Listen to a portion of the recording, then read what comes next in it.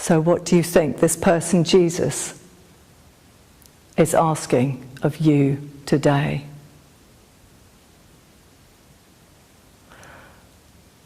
I think he's saying to you, I have invested everything in you. What will you invest in me? What will you invest this week for the kingdom?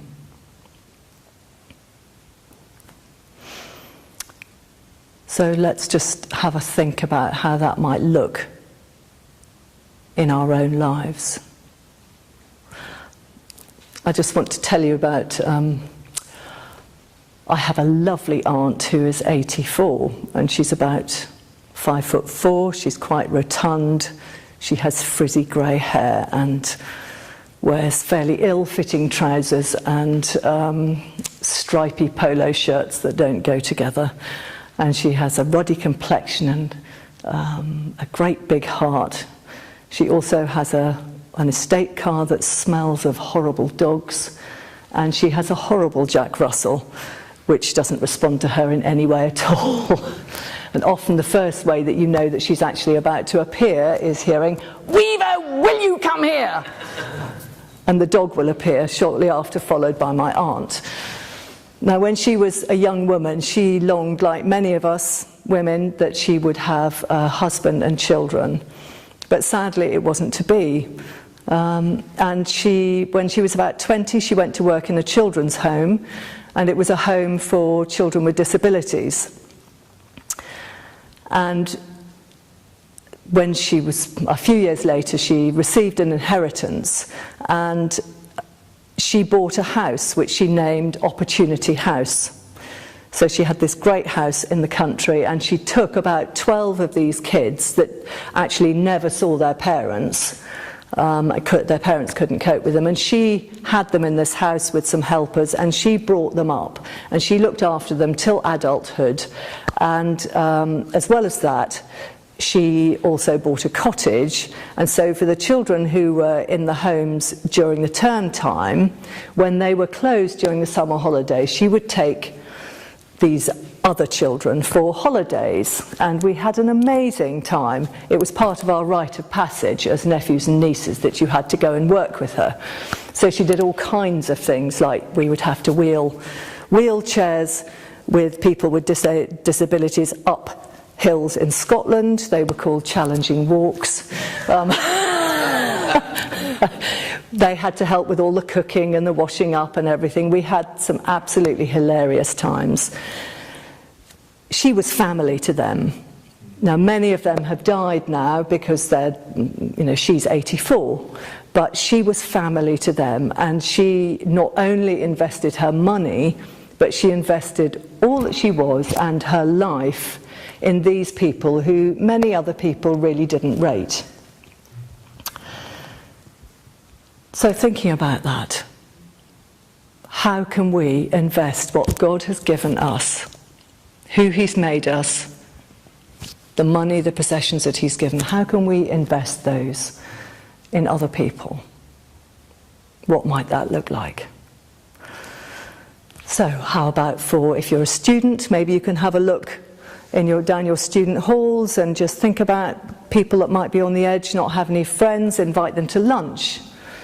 Maybe when you go into the town, perhaps you can go and just take a bit of extra time, look for a homeless person, go and have a chat with them, ask them if they want a drink or a sandwich, and sit down and talk to them.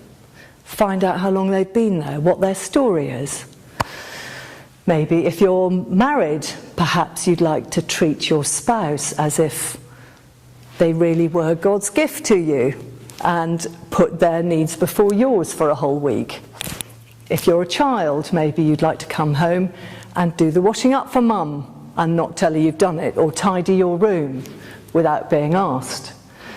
There are so many things we can do. If we've got spare money, maybe we can think about, who do we know that's doing God's work that we might like to support? If you're an older person, what do you like doing? Do you like gardening? Do you like cooking? Do you like ironing? Do you like walking? How can you bless somebody else with what you can do? Doesn't take money. Doesn't take money. You might have money, you may be able to give it. But you can give what you are. You can give a smile. You can give a hug. You can take a bunch of flowers, take a meal, all kinds of things that you could do that will invest.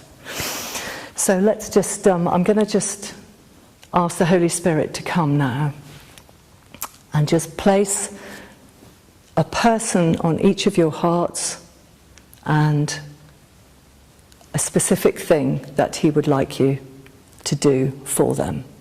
So I'm just going to pray now and then I'll leave some time.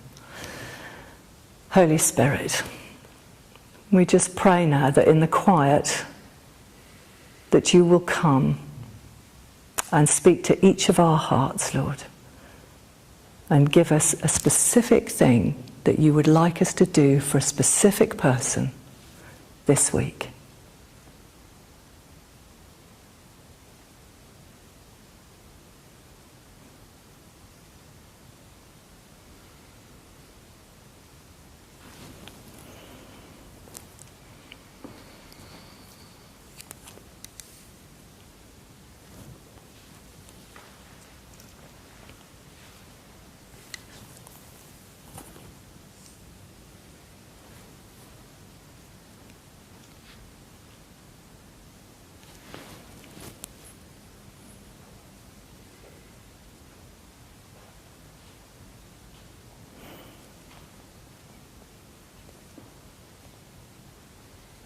Okay, I just wonder if you could maybe put your hands up if you've actually heard if the Lord has spoken to you about somebody specific.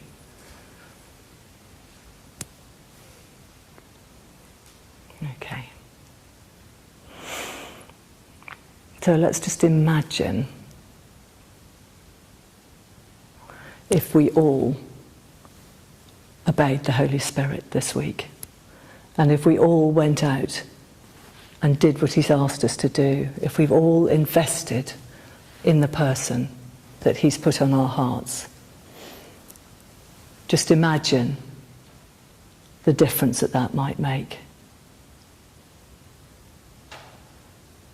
Just imagine how the atmosphere might change in our homes if we put one another's needs first. Just imagine what it might be like if the homeless people really felt included and valued. Just imagine if we could reduce the loneliness that people feel in their lives. There's so much loneliness. Imagine if we really shared what we've been given. Imagine how that might change the world, how that might affect the kingdom. And just imagine, I just want you to imagine now what it might be like for you when you've died and you meet Jesus.